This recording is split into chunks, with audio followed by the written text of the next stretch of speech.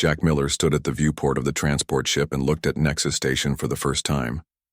The massive space station hung against the backdrop of stars like a silver snowflake, delicate yet imposing. Light glinted off its many arms and spires. Jack felt small beside it, but he was used to that feeling by now. 3 years had passed since humans learned they weren't alone in the universe.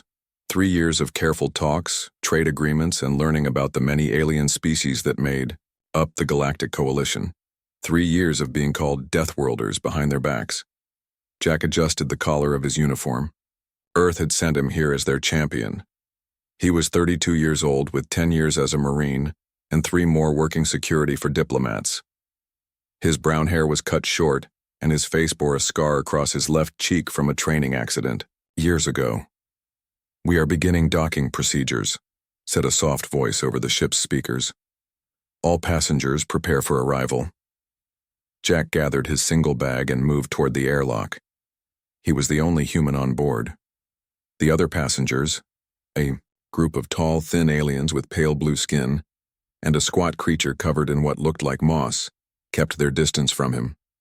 "Nexus Station welcomes you," said a new voice as the airlock doors opened. "Please follow the guides to your assigned quarters." A small, hovering robot approached Jack. "Human Jack Miller, I am Guide Unit 342. I will escort you to your quarters." Jack nodded and followed the machine through wide, curved hallways. The station was built for comfort, with high ceilings and soft lighting. Plants from 100 worlds grew in planters along the walls. Aliens of every shape and size moved through the halls. Some looked almost human, others seemed impossible. Clouds of gas contained in energy fields or collections of crystals that clinked as they walked. Many stopped to stare at Jack as he passed. He pretended not to notice. "Your handler will meet you at your quarters," said the guide robot. "The tournament begins tomorrow. You have been granted access to the training facilities until then." "Thank you," Jack said. His voice sounded too loud, too rough compared to the soft sounds of the station. His room was small but comfortable, with a bed, desk, and bathroom designed for human use. Jack had just set down his bag when the door chimed. "Enter," he called. The door slid open to reveal a Ceridian. The alien was humanoid, with blue skin that seemed to shimmer in the light and large pupilless eyes. Jack recognized the species from his briefings. "I am Zaltor," the alien said in perfect English. "I will be your handler during the tournament." Jack extended his hand, then remembered that many species found the gesture strange. He lowered it awkwardly. "Nice to meet you." Zaltor looked nervous, hands fidgeting with the edge of his silvery robe. "Your opponents are concerned about your participation. They have heard stories about Earth." "Just stories," Jack said with a shrug. "I'm here to compete, not to hurt anyone." What Jack didn't say was that he had been specifically chosen for his restraint. Earth's government wanted to make an impression without causing problems. Jack would show enough strength to earn respect, but not enough to trigger fear. "There is a gathering tonight in the Central Garden," Zaltor said. "All competitors will be there. It would be good for relations if you attended." Jack understood what wasn't being said. They wanted to show the others that humans could be social, not just violent. "I'll be there." After Zaltor left, Jack unpacked his few belongings and changed into a simple black training outfit. He needed to move to work off the tension of the journey. The training area was vast, with equipment for species of all types. Jack found a section with weights and began a simple routine. He was careful not to use his full strength. The artificial gravity here was set lower than Earth's, making him stronger than he would be at home. "So you are the human." Jack turned to see a tall, willowy alien with silver skin watching him. She, at least Jack thought it was female, had 6 eyes arranged in a circle around her face. "One of many," Jack replied with a small smile. "I'm Jack Miller. I am Ilara, of the Valerian High Houses." Her voice had a musical quality. "Is it true humans fight each other for sport?" "Some of us," Jack admitted. "But most of us prefer peace." Ilara tilted her head. "Yet your planet is classified as a death world." The gravity, the atmosphere, the predators. How do you survive? Such conditions? We adapt, Jack said simply. It's what humans do best. We will face each other in the arena tomorrow, Ilara said. I look forward to testing your adaptability. With that, she turned and glided away. Jack finished his workout and returned to his quarters to rest. That night, he made his way to the HFY Central Garden as promised. The garden was beautiful beyond anything Jack had seen. Plants from 1,000 worlds grew together in perfect harmony. Water flowed through small channels, and soft lights floated in the air. In the center was a large open area where the competitors had gathered. Conversation stopped as Jack entered. 20 pairs of alien eyes turned to watch him approach. A massive creature with rock-like skin stepped forward. The Deathworlder arrives. It rumbled. Just a human, Jack corrected gently. Here to compete like everyone else. They say humans hunt for pleasure, said another alien, this one with 4 arms and green scales. That you kill each other in wars over nothing. Jack took a deep breath. Some of our history is violent, yes. But we're trying to be better. That's why I'm here. To represent the best of humanity, not the worst. A server robot approached with drinks. Jack accepted one, a blue liquid in a crystal glass. He raised it slightly. To fair competition.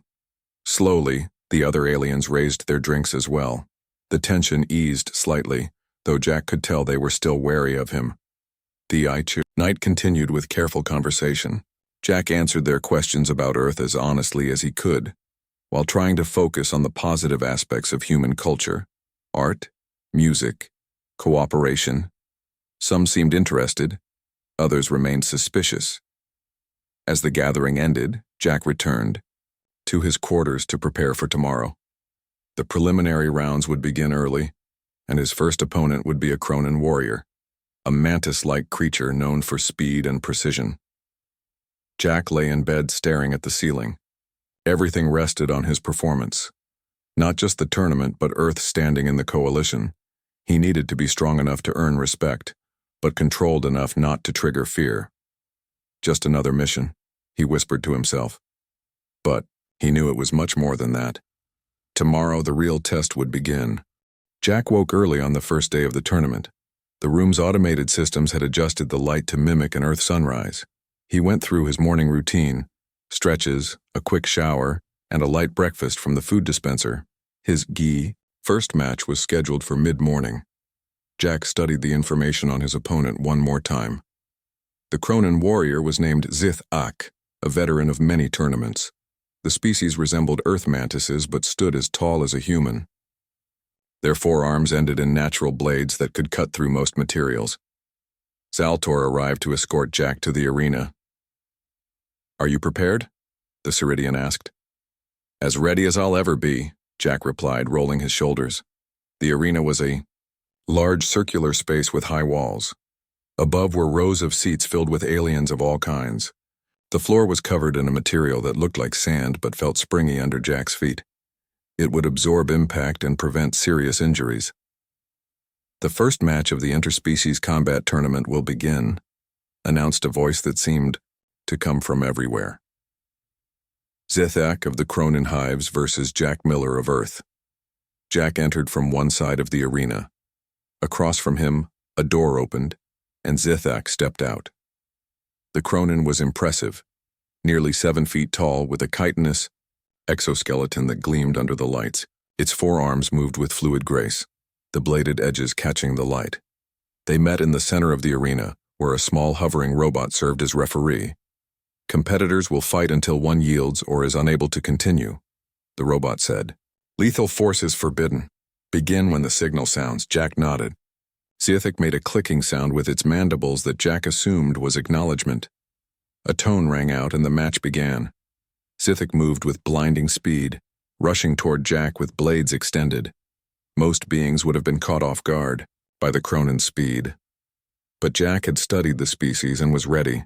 He sidestepped at the last moment, using the Cronin's momentum against it. As Zithak passed, Jack delivered a precise strike to a joint in the alien's exoskeleton, not hard enough to damage, but enough to cause the Cronin to stumble. The crowd murmured in surprise. They had expected the human to be overwhelmed immediately. Zithak recovered quickly and turned to face Jack. This time the Cronin approached more cautiously. It struck with two arms while keeping the other two in defensive positions. Jack blocked the attacks and looked for openings. He found one and landed a solid hit to the Cronin's midsection. The alien made a hissing sound and backed away. For several minutes they circled each other, exchanging blows. Jack was careful to avoid the Cronin's natural blades. One cut from those edges would end the match. The audience watched in silence. Many had come expecting a quick victory for Zithak. Instead, they were witnessing an even match. Jack noticed the Cronin was favoring its right side. The alien was either injured or trying to draw Jack into a trap. Jack decided to test which it was. He feinted toward the left, then quickly changed direction, aiming for the right. Zithak reacted slower than expected. Jack landed a combination of strikes that sent the Cronin stumbling backward. Before the alien could recover, Jack swept its legs out from under it. Zithak fell hard, landing on its back. Jack could have pressed the advantage, but instead he stepped back and waited. The Cronin warrior rose slowly. Its body language showed surprise and reassessment. They engaged again, but now Zithak was more defensive. Jack pressed forward, using techniques from several Earth martial arts combined with what he had learned about Cronin physiology. He found another opening and executed a complex throw that used the Cronin's own weight against it. This time, when Zithak hit the ground, Jack quickly moved to restrain the alien, careful to avoid being cut by the natural blades. He applied pressure to specific points that would cause discomfort without injury. "Yield," Jack said quietly. The Cronin struggled briefly, then tapped the ground 3 times, the universal signal of surrender. Jack immediately released his hold and stood up. He extended a hand to help the Cronin to its feet, remembering too late that the gesture might not translate. To his surprise, Zithak reached up with one non-bladed limb and accepted the help. "Good match," Jack said. "You held back," Zithak chittered in accented standard, the common language of the coalition. Jack smiled slightly. "So did you." The arena was silent for a moment, then erupted in a mix of sounds, the equivalent of applause from dozens of different species. "The winner is Jack Miller of Earth," announced the referee robot. Jack bowed to the audience, then to Zithak, before leaving the arena. Zaltor was waiting in the preparation area, eyes wide with surprise. "That was unexpected," the Caridian said. "Many had wagered on your defeat." "Sorry to disappoint them," Jack replied. "On the contrary, you have become the subject of much discussion. Your next match has been moved forward. The tournament committee is interested in seeing more of human combat abilities." Jack's second match was against a Volturian, a species known for telekinetic abilities. The alien, named Vela, could lift objects with her mind. As the match began, she immediately used her powers to lift Jack 3 feet off the ground. Many spectators made sounds of satisfaction. They expected the match to end quickly now that the human was helpless. What they didn't know was that Jack had trained for zero-gravity combat. Being lifted off the ground didn't disadvantage him as much as they thought. He relaxed his body and used subtle movements to rotate in midair, positioning himself for a counterattack. Vela's concentration was focused on keeping Jack suspended. She didn't expect him to be able to move effectively while airborne. When Jack suddenly twisted and launched himself toward her, using the momentum of his rotation, she was caught by surprise. Jack landed a precise strike that broke her concentration.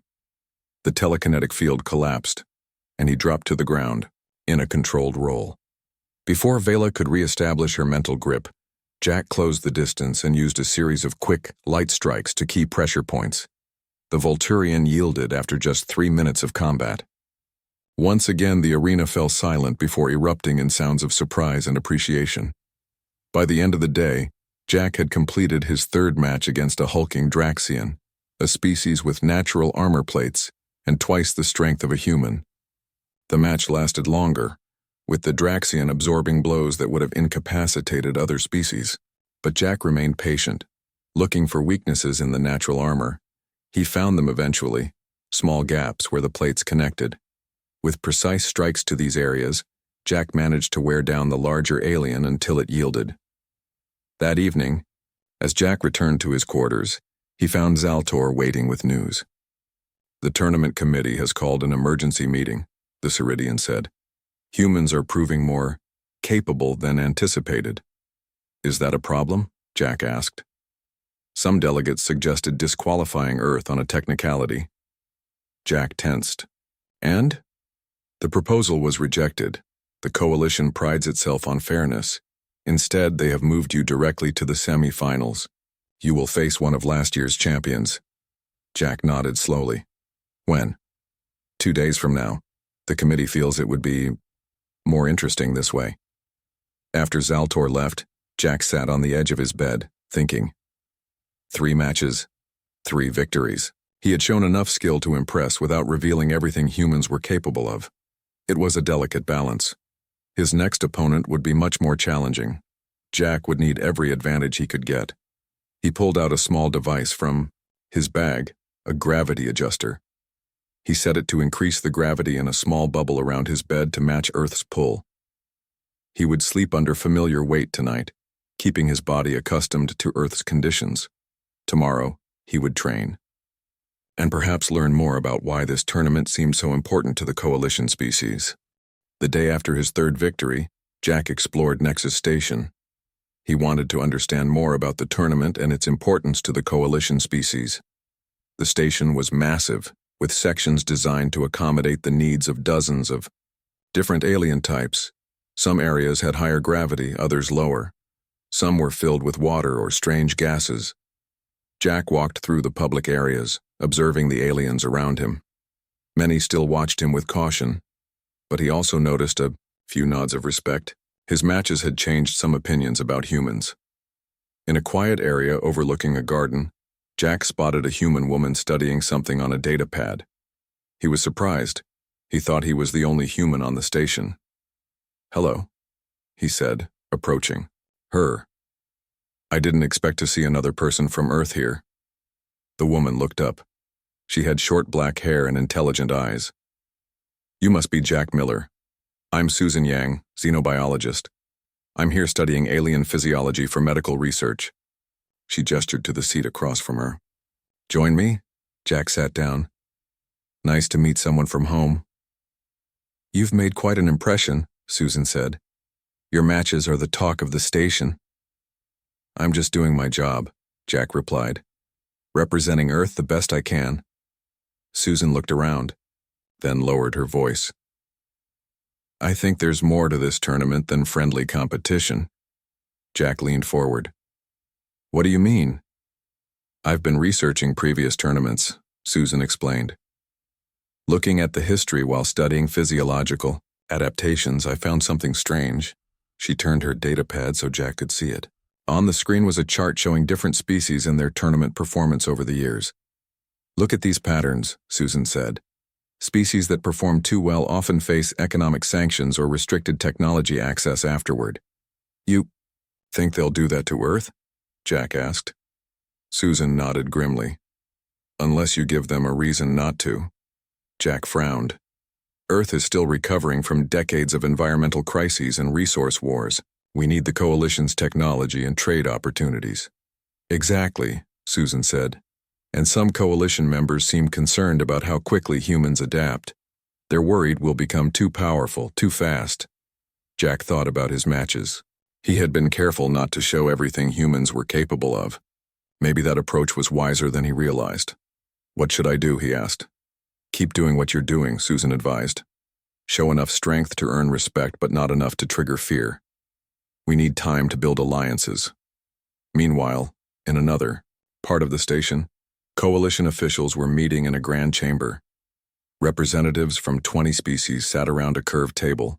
The discussion was heated. "The human has demonstrated concerning abilities," said the Arcturian delegate, a tall being with crystalline skin. "Their adaptive capacity exceeds our projections.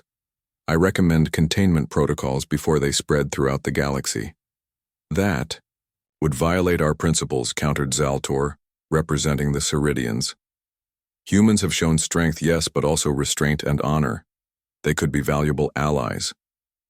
Against what? Asked the Arcturian. The outer void is a myth, a story, to frighten children. The void threats are real, insisted a shadowy figure at the end of the table. This was Zakral, representative of the Voidborn. We have seen them at the edges of known space. If humans can help defend against them, we should welcome their strength, the EI. Debate continued with no clear consensus. Jack knew nothing of these discussions as he prepared for his semi-final match against Krovak, a legendary Phalanx warrior. That evening, Jack reviewed information about the Phalanx species. They were an ancient race with exoskeletons capable of generating energy shields. Krovak had never lost a match. The energy shields could block most physical attacks, making the Phalanx nearly impossible to defeat in direct combat. As Jack studied, Zaltor visited him. "How are you preparing for tomorrow's match?" "Looking for weaknesses," Jack said honestly. "The Phalanx have few," Zaltor replied. "Their shield technology is among the most advanced in the Coalition." "Everything has a weakness," Jack said. "Even the strongest shield can't be maintained forever. It must take energy to generate it." Zaltor looked impressed. "You are perceptive, for a species so new to the stars." "We've had to be," Jack said. "Earth taught us hard lessons about survival." The next day, the arena was filled to capacity. Word had spread about the human who had defeated 3 champions. Many came to see if Jack's winning streak would end against the mighty Krovak. The Phalanx warrior entered the arena first. Krovak stood 7 feet tall, with gray armored skin and 4 arms. A faint blue glow surrounded its body, the energy shield already activated. Jack entered next. He looked small compared to Krovak, but he moved with quiet confidence. They met in the center where the referee robot hovered. "This match will proceed under standard rules," the robot announced. "Begin on the signal." The tone sounded, and both fighters took ready positions. Krovak moved first, attacking with precision and overwhelming force. Jack dodged, not attempting to block the powerful strikes. One hit from those arms could break bones, even through his protective gear. The audience watched as Jack kept his distance, studying his opponent's movements. Some murmured that the human was afraid. Others recognized the strategy. Jack was, looking for patterns, weaknesses. Minutes passed with Jack mainly on the defensive. He attempted a few strikes only to have them bounce off Krovak's energy shield. The shield flared blue each time it deflected an attack. Jack noticed something. The shield's glow dimmed slightly after blocking several hits in quick succession. It needed time to recharge. He changed tactics, launching a series of rapid strikes aimed at different points on Krovak's body. He didn't expect any to penetrate, but each one forced the shield to respond. The blue glow weakened with each hit. Krovak seemed to realize Jack's strategy.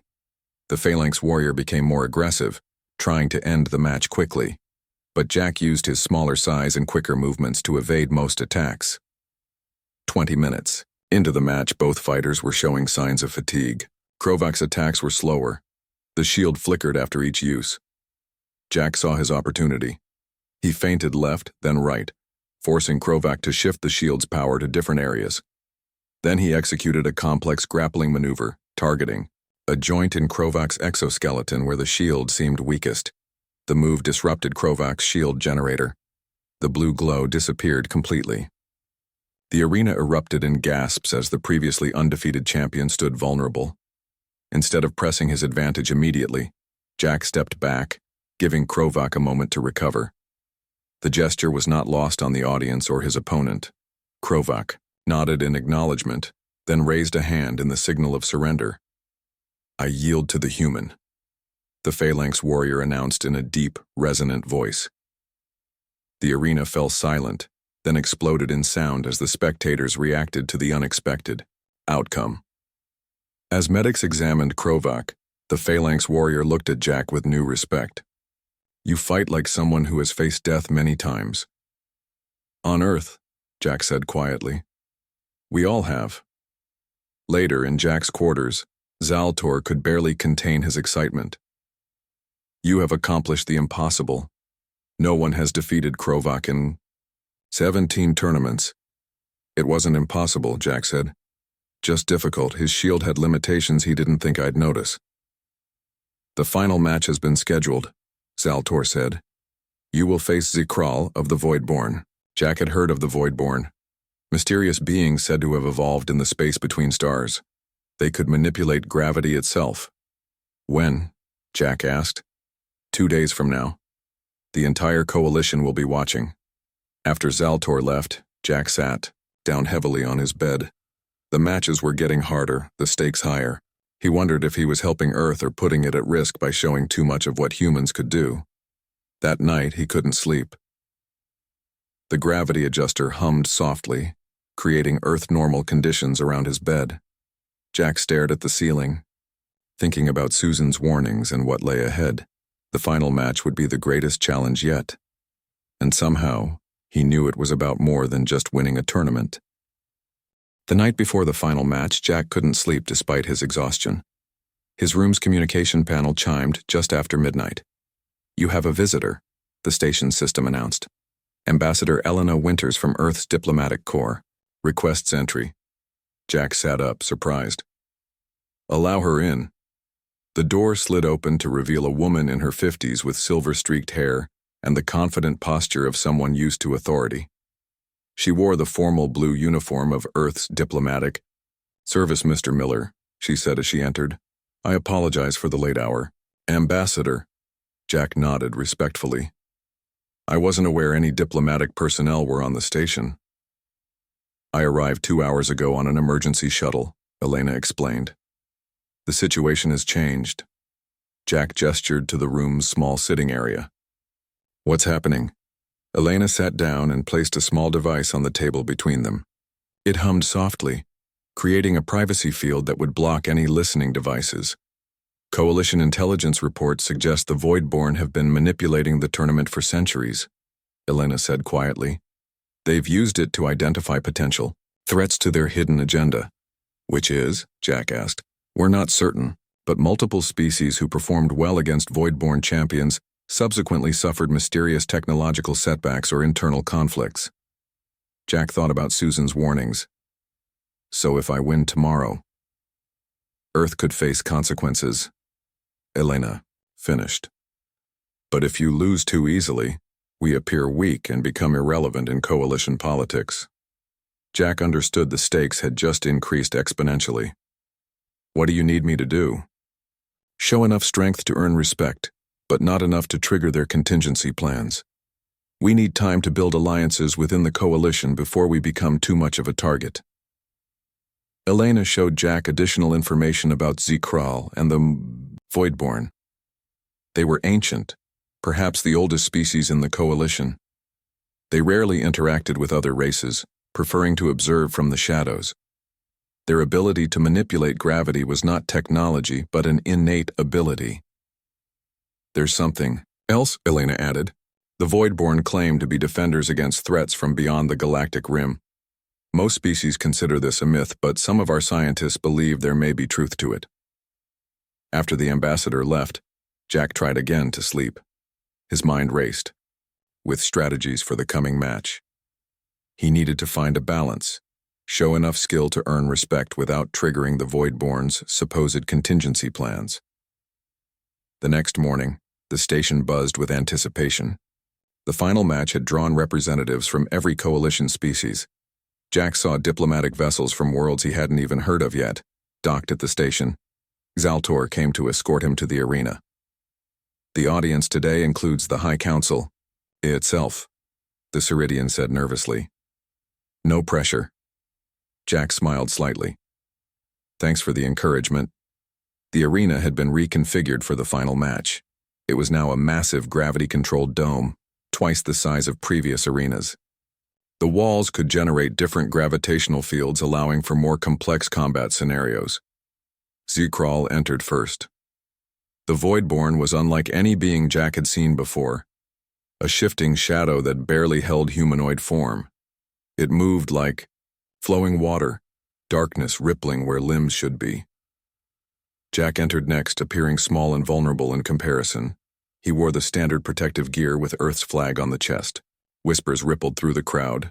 Surely the humans stood no chance. They met in the center of the arena, where the referee robot hovered. The final match of the interspecies combat tournament will now begin, the robot announced. Zakral of the Voidborn versus Jack Miller of Earth. Standard rules apply. Begin on the signal. The tone sounded, and immediately Jack found himself fighting for his life. Zakral manipulated gravity in waves, creating areas of crushing force next to zones of near weightlessness. Jack was thrown off balance, struggling to adapt to the constantly changing conditions. He managed to steady himself by using techniques developed for spacewalking and variable gravity environments. Earth's space program had taught humans how to move efficiently in changing gravitational fields. Zakral seemed surprised by Jack's quick adjustment. The Voidborn increased the intensity, creating a gravity well that pulled Jack toward it. As Jack approached, Zakral suddenly reversed the field, sending Jack flying toward the arena wall. Jack twisted in midair, managing to land feet first against the wall. He pushed off, using the momentum to launch himself back toward Zakral. The audience watched in amazement. Most beings would have been incapacitated by such manipulation of fundamental forces. But the human adapted with each attack, learning and adjusting his strategies. 15 minutes into the match, Jack was bloodied but unbowed. A cut above his eye dripped red into his vision. His ribs ached from a particularly strong gravity wave. But he remained standing, still fighting. Zakral seemed genuinely surprised by the human's resilience. The Voidborn's attacks became more focused, more determined. Jack relied on his training and instincts, using the environment and his opponent's power against them. When Zakral created a gravity well, Jack used it to accelerate his movements. When the Voidborn tried to pin him down with increased gravity, Jack used it to add power to his strikes. 30 minutes into the grueling match, Jack realized he couldn't win through conventional means. The Voidborn's control of gravity was too complete. But he could demonstrate humanity's greatest strength: endurance. Zakral increased the gravity around Jack to 3 times Earth normal, a level that should have incapacitated any being. Jack's legs shook with the effort of standing. Sweat poured down his face. His muscles screamed in protest, but he remained upright, his expression determined. The arena fell completely silent. "This is just a warm-up," Jack said, loud enough for the microphones to pick up. "On Earth, we train at higher gravity than this." It wasn't entirely true. Jack was at his limits, but the psychological impact was immediate. Zakral hesitated, its shadowy form rippling with what might have been surprise. Jack capitalized on the moment to launch a counterattack. He forced his body to move through the crushing gravity, each step requiring enormous effort. When he reached Zakral, he executed a series of strikes aimed at where he guessed the Voidborn center might be. The gravity field fluctuated as Zakral adjusted its defense. Jack felt the pressure ease slightly and pressed his advantage, moving faster now. For the first time in the tournament, Zakral seemed to be on the defensive. The Voidborn created distance between them, reassessing the human. The match continued, with neither competitor gaining a clear advantage. Jack couldn't overcome Zakral's gravity manipulation entirely, but the Voidborn couldn't seem to subdue Jack's relentless adaptability. An hour into the match, both fighters showed signs of exhaustion. Zakral's form flickered occasionally, struggling to maintain cohesion. Jack's movements were slower, his breathing labored. The audience watched in amazement. No match in tournament history had lasted this long or been this evenly contested. Finally, Zakral created a gravity field that pushed both fighters away from each other. The Voidborn raised a shadowy appendage. "Enough," Zakral said, its voice like distant thunder. "I propose a draw." The arena erupted in surprised exclamations. A draw was unprecedented in the final match. Jack considered his options. He could continue fighting, perhaps even win if Zakral was truly as tired as it seemed. But Ambassador Winter's warning echoed in his mind. Showing too much strength might be dangerous for Earth. "I accept," Jack said, his voice steady despite his exhaustion. The referee robot hovered between them. By mutual agreement, this match is declared a draw. For the first time in tournament history, the championship will be shared. As Jack and Zekrol stood at the center of the arena, the Voidborn extended a shadowy appendage in a gesture mirroring Jack's earlier handshakes. Jack took it without hesitation, feeling a strange, tingling sensation where they touched. The crowd erupted in applause, whistles, clicks, and other sounds of approval from dozens of different species. Something unprecedented had happened, and they had witnessed it. Jack looked around at the alien faces. He saw respect in their expressions, not fear. Perhaps he had found the right balance after all. The day after the final match, Jack woke to find the station abuzz with activity. News of the unprecedented draw had spread throughout the coalition. Footage of the humans standing under 3 times Earth gravity saying, "This is just a warm-up," was being shared across thousands of worlds. Jack's body ached from the strain of the match. He moved slowly as he dressed, feeling every bruise and strained muscle. The medical team had offered to speed his healing with advanced technology, but Jack had declined. He wanted to recover naturally, to let his body adapt as humans had always. Tunsalter arrived with a formal invitation. "The High Council requests your presence at the closing ceremony," the Ceridian said, clearly impressed. "This is a great honor." Jack nodded. "When is it?" 3 hours from now. "And there's someone else who wishes to speak with you before then." Jack raised an eyebrow. "Who?" "Zekrol," Zaltor said quietly. "The Voidborn has requested a private meeting." Jack felt a flutter of concern. Was this the moment when the Voidborn would reveal their true intentions? He remembered Ambassador Winter's warnings about species who performed too well against Voidborn champions. "Where?" Jack asked. "The observation deck, 1 hour from now."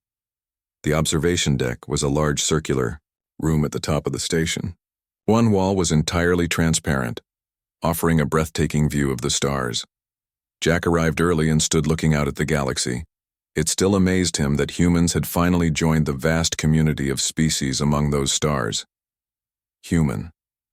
Jack turned. Zekrol had entered silently, its shadowy form seeming to absorb the light around it. "Zekrol," Jack acknowledged with a respectful nod. "Your performance exceeded all projections," the Voidborn said, moving closer. "Your species is young but impressive." "Thank you," Jack replied cautiously. It was an honor to face such a skilled opponent. Zekrol's form rippled in what might have been amusement. Few understand the true purpose of these tournaments. "Which is?" Jack asked, recalling Elena's words. "Preparation," Zekrol replied. The Voidborn moved to the window, looking out at the stars. The Coalition faces threats from beyond the galactic rim. Threats that make our combat seem like children's games. Jack remained silent, waiting for more. "Most species dismiss these warnings as myths," Zekrol continued. "They prefer comfort to vigilance. But the Voidborn remember. We have seen the destroyers before, in cycles spanning millions of years." "And you think they're coming back?" Jack asked. Zekrol's form seemed to nod. "The signs are present for those who know to look. Strange signals from the void between galaxies. Stars going dark without explanation. The destroyers awaken from their long sleep." Jack thought carefully before speaking. "Why tell me this?" "Because humans may be valuable allies in what comes next. Your adaptability, your endurance, these are traits the Coalition needs. Is that why you proposed a draw? To form an alliance?" Zekrol's form shimmered. "Partially, but also because continuing would have resulted in serious injury to us both. You earned my respect, human." As they spoke, the station rotated, bringing a new view into focus through the window. A distant arm of the galaxy glittering with billions of stars. "In 2 of your Earth years," Zekrol said, pointing to a section of stars, "the first wave will arrive there. The Coalition must be ready." Jack felt a chill. "How can we prepare?" "Begin by sharing your strength. Earth has much to teach other species about survival in harsh conditions." The meeting ended with Zekrol extending a shadowy appendage. Jack took it, feeling the same strange tingling as before. This time, he sensed it was more than a simple greeting. It was a pact. The closing ceremony was held in the station's grand hall. Representatives from all coalition species gathered to honor the tournament participants. Jack and Zakral were called forward as co-champions, the first in tournament history. The head of the High Council, an ancient Ceridian named Vallis, presented them with identical medallions made of a material that seemed to glow from within. Today marks a new chapter in coalition history, Vallis announced. For the first time, we recognize two champions of equal skill and honor. Jack accepted the medallion with a bow. He noticed Ambassador Winters watching from the diplomatic section, a slight smile on her face. She gave him a nearly imperceptible nod of approval. After the ceremony, many delegates approached Jack, eager to speak with the human who had matched a Voidborn in combat. Some offered trade agreements, others proposed cultural exchanges. Earth's status within the coalition had changed overnight. 1 week later, Jack returned to Earth. He was welcomed as a hero, though the full diplomatic implications of his performance were kept classified. In private meetings with Earth's leadership, Jack shared Zakral's warnings about threats from beyond the galaxy. Some officials dismissed the warnings as manipulation or myth. Others took them seriously. After much debate, Earth began preparations just in case. Within a year, Earth had become the primary training ground for coalition special forces. Other species sent their best warriors to learn human combat techniques, endurance training, and adaptive strategies. In return, Earth received technological and scientific knowledge that accelerated human development by centuries. The term Deathworlder transformed from a slur to a mark of respect. Humans were now valued allies in an increasingly dangerous galaxy. Jack himself established the first interspecies combat academy in the Rocky Mountains of North America. The high altitude and variable climate made it perfect for training warriors from across the coalition. The academy taught not just fighting techniques but survival skills, endurance, and adaptability, the traits that had allowed humanity to thrive on their harsh world. On the day the first class of mixed species warriors graduated, Jack stood before them on a mountain overlook. The trainees had come from 20 different worlds, each bringing their own strengths. Together, they had become something new, a fighting force that combined the best abilities of each species. On Earth, we have a saying, Jack told them. The Abir, strongest steel is forged in the hottest fire. Our planet made us strong so we could survive. But the coalition has taught us why survival matters, so we can stand together against whatever comes next. As Jack spoke, sensors at the edge of coalition, space detected the first signatures of the approaching threat Zakral had warned about. Strange signals from the darkness between galaxies, ships unlike any seen before moving toward coalition territory. Jack didn't know it yet, but his warm-up was over. The real challenge was just beginning. Susan Yang joined him on the overlook after the ceremony. She had become the Academy's chief medical officer, developing ways to treat the various species under their care. You changed everything, she said. One human in a fighting ring, and now the whole galaxy looks at us differently. Jack shook his head. I just showed them what we've always been. Survivors, adapters. Deathworlders, Susan added with a smile. Maybe that's not such a bad thing to be, Jack replied, looking up at the stars, especially with what's coming. That night, Jack received a message from Zakral. It contained only a few words. The first wave has arrived. Prepare your warriors. It begins. Jack stood at his window, looking up at the night sky. Somewhere up there, the threat Zakral had warned about was approaching. Earth would soon face its greatest challenge. But this time, humans wouldn't face it alone.